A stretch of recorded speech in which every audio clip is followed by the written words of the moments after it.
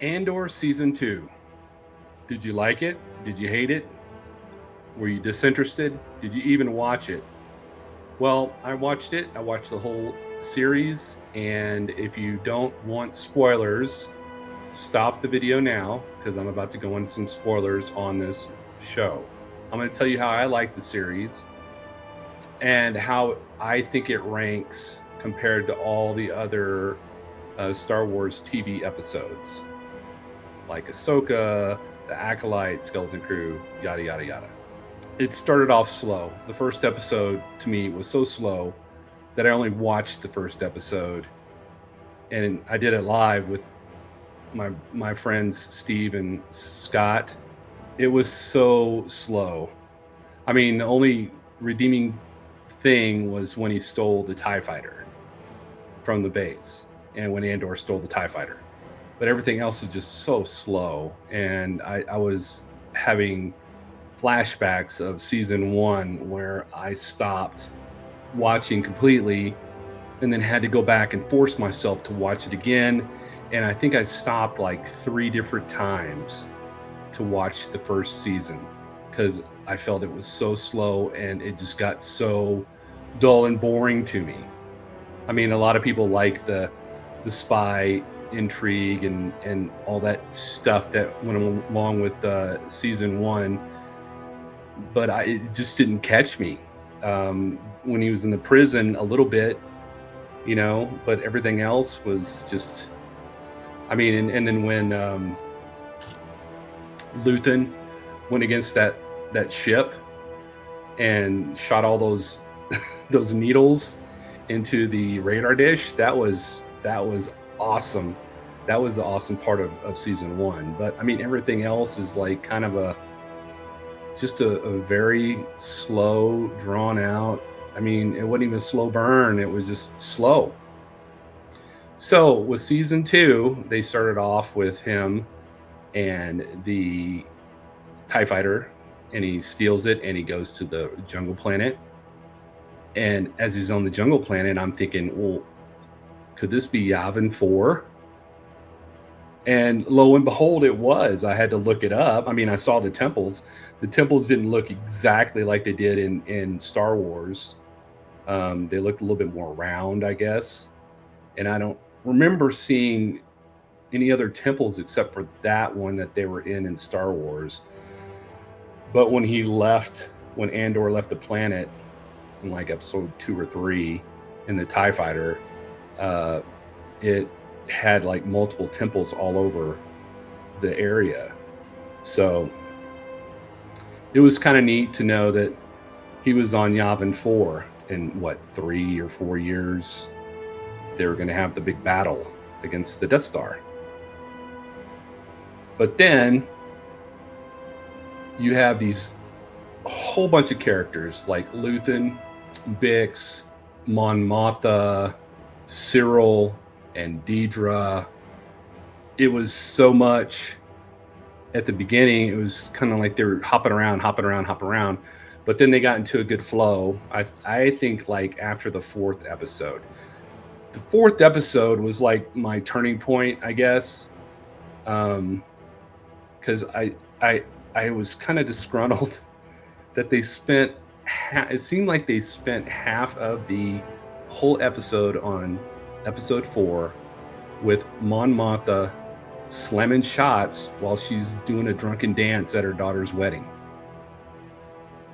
I mean, it's just, I understand that she was upset that her friend Take Homa apparently was going to die, but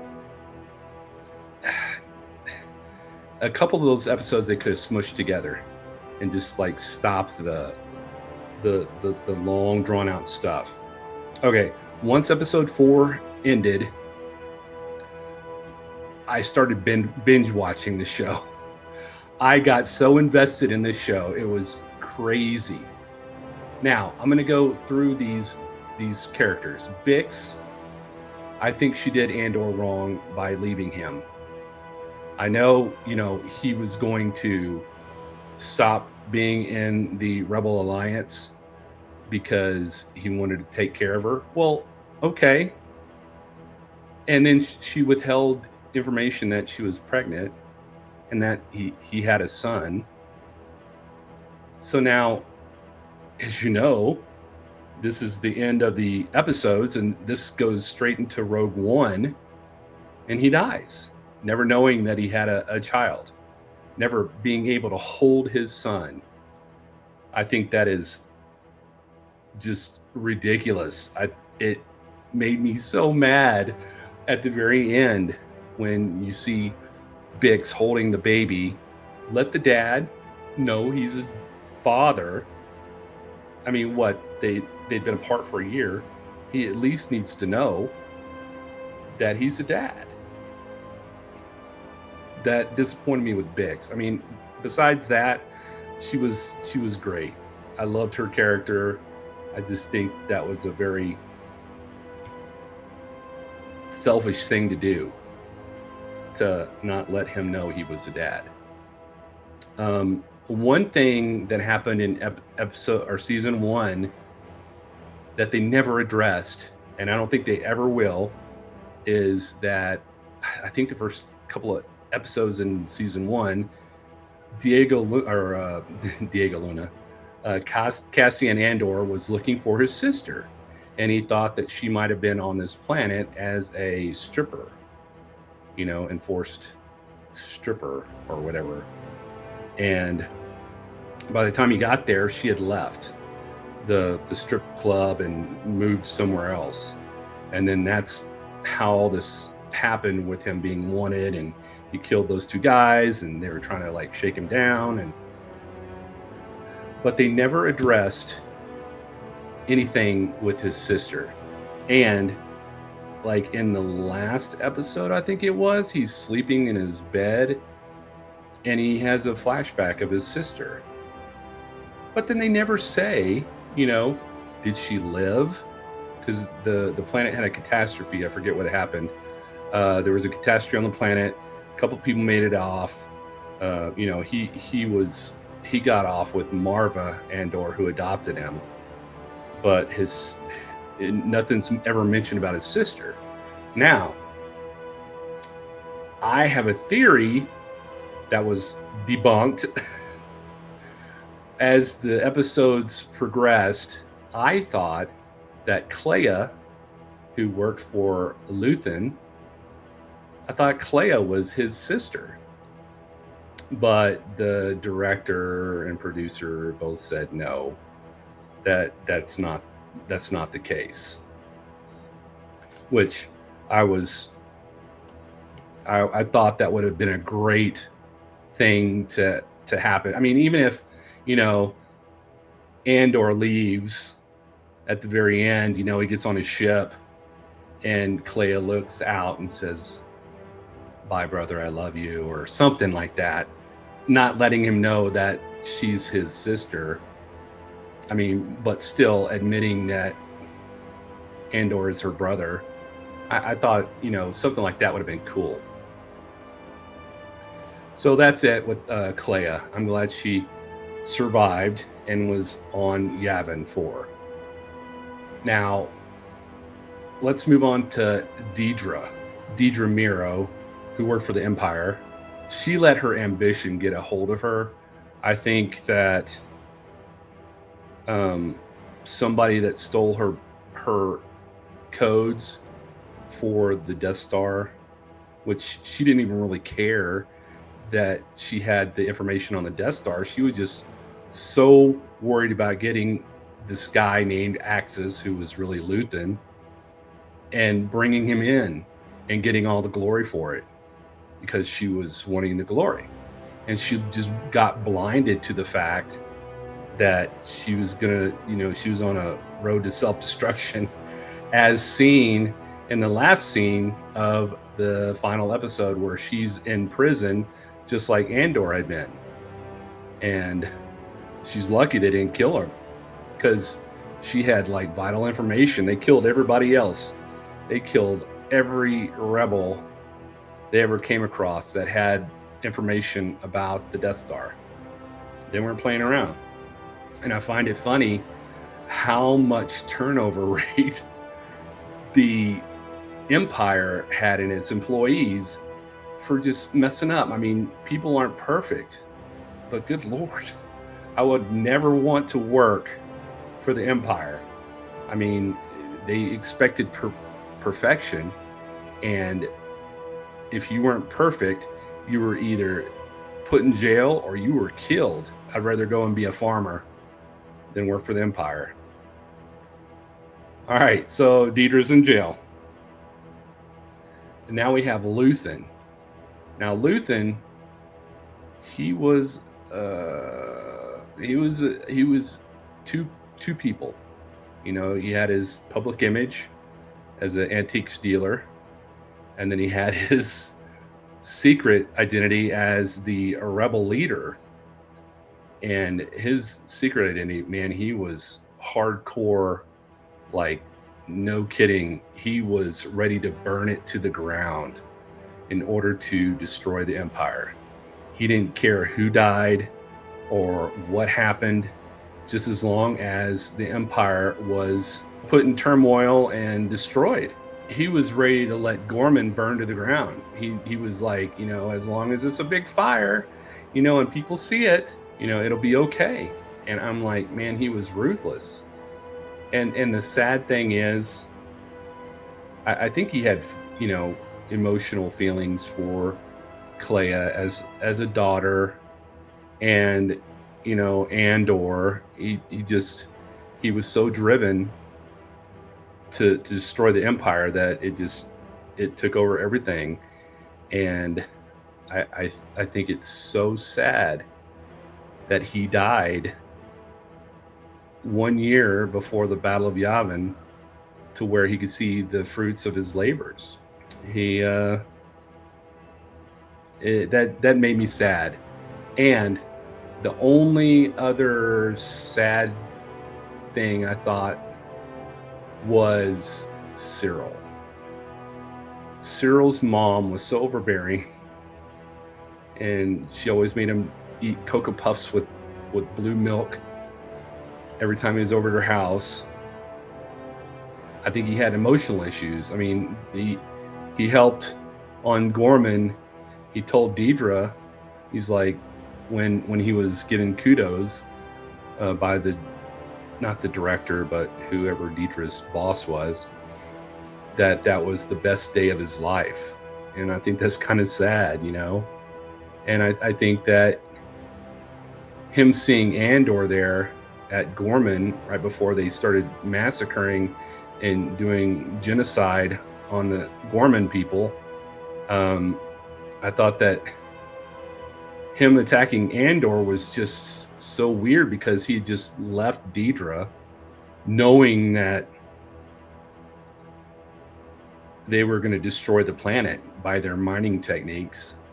And he was so out of it, just standing there while they're having this big massacre going on, you know. And then he sees Andor, and all of a sudden he's ready to, you know, beat him to death and then shoot him. And Andor didn't even realize who it was. He's like, who are you? You know? So, I mean, it'd been years since they'd seen each other and had their interaction. But I think it was so sad that Cyril died. You know, he thought he was doing a good thing for the Empire. He thought his acts would bring peace, you know, trying to infiltrate the Gorman resistance and help out. And, you know, the Gorman found out he was working for the Empire, and, you know, he just didn't understand why they were so upset. And then that old man shot Cyril in the head, and I was like, man, that's so sad. I felt so bad for Cyril, you know. He just wanted to make a difference and fit in. The only other person who I was a little iffy about in this series was Senator Bail Organa. I liked Benjamin Bratt. I liked how at first he was the senator, and how he interacted with Mon Mothma. But I think that his attitude towards Andor towards the end of the episodes. It just didn't feel like a Bail Organa type response. You know, it's like Andor comes in with all this information, and there are all the people at the council on Yavin were, oh no, that's not true, and they had a hard time believing Andor. And I just think that, you know, Andor had proven himself multiple times, and then Bill Organa comes in and he's just a naysayer, and I think he was a jerk. You know, in all the other episodes, like in the Revenge of the Sith, he was a great dude. In Obi-Wan Kenobi, he was a great dude. And this one, he was a good dude until the very end, and then he became a jerk. I don't know. I just he kind of like got under my skin a little bit at the very end, and then um, the last thing I will talk about, character wise, is Mon Mothma. So we have Mon Mothma, you know, outspoken, came from a rich upbringing, and she totally is working with the rebels. Her husband is having an affair. We don't know if Mon Mothma was having an affair with Tay Coma or not, or if they're just friends. Um, but you know, Luthen had Tay Coma killed, and it really messed up Mon Mothma. Her daughter, total teeny bopper with the attitude. You know, Mon Mothma's like loves her daughter, wants to give her everything, you know, and she's having this heartfelt conversation with her daughter right before the wedding, and she's like, you know, we can go, you don't have to do this. And then she makes a snide comment about Mon Mothma wishing that she were drunk because Mon Mothma said her mom was drunk when Mon Mothma got married. She goes, I wish you were drunk. And I was like, man, if that was me, I would have slapped the living snot out of that girl. It's just, that's ridiculous. But I felt so bad for Mon Mothma. You know, she gave up everything for her beliefs, and she was a very strong leader. And I feel like her and Leia in these movies and episodes had a lot of strength and backbone to lead these rebels into the New Republic era. So, and I think that Mon Mothma becomes the chancellor of the New Republic when it comes about. But yeah, she had some narrow escapes, and she was just shell shocked, but thankfully she made it to Yavin 4, and she believed Andor, and you know, tried to back him up, you know. So one other person, Forrest Whitaker's Saw Gerrera. That dude was off his rocker. He had snorted too many of those X-wing fumes or something, but he was off his rocker. Andy Serkis, I wish they would have brought him back, who was Kino Loy in the first season, but for some reason Andy Serkis, they didn't bring him back. Maybe he drowned, I don't know. I need to have a live stream and have more conversation with you on this. It would be fun for you who have seen this whole series. Yeah, it'd be fun. As for me ranking these,